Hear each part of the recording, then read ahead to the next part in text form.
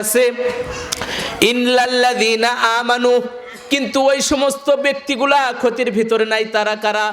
যারা ঈমান গ্রহণ করেছে। চার ধরনের ব্যক্তি বন্ধুরারে আমার ক্ষতির ভিতরে নাই। এক নাম্বার ব্যক্তি হলো যারা ঈমান নামক দৌলত অর্জন করেছেন। ইল্লাল্লাযীনা আমানু ওয়া আমিলুস সলিহাত, এবং যারা আমলে সালেহ করে, সঠিক আমল করে, তারা কখনো ধ্বংসের ভিতরে থাকবে না, ক্ষতির ভিতরে থাকবে না।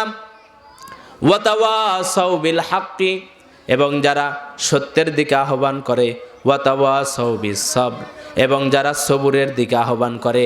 এই চার শ্রেণীর লোক কখনোই ধ্বংসের ভিতরে থাকবে না।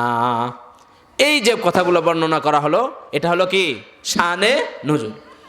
এখন আপনি আমি সংক্ষিপ্ত বর্ণনার দিকে আসি।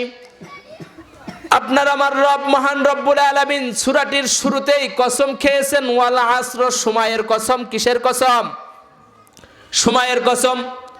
সময়ের মূল্য অনেক বেশি। সময় বড় দামি জিনিস বন্ধুরারে আমার। সময় অত্যন্ত গুরুত্বপূর্ণ। এই সময়ের কত দাম, কত মূল্য, যদি ছোট্ট একটি ব্যাখ্যা দিই আপনি আমি সহজে বুঝতে পারবো।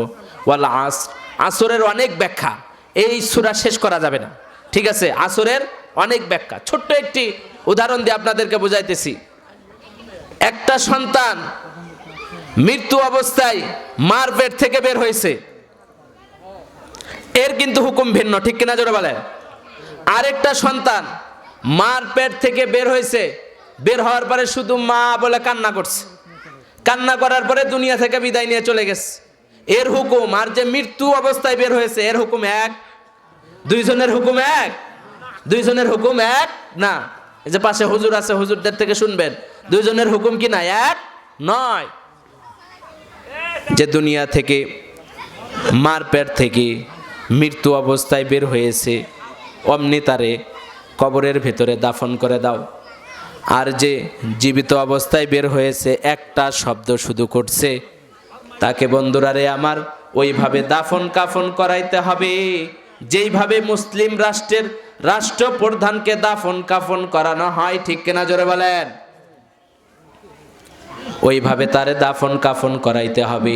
যেইভাবে একটা মন্ত্রীরে, একটা এমপিরে, একটা বড় চাকরিওয়ালারে দাফন করা হয়েছে, ওইভাবে তারও জানাজা করতে হবে, তাকেও দাফন কাফন করাইতে হবে, ঠিক কিনা জোরে বলেন?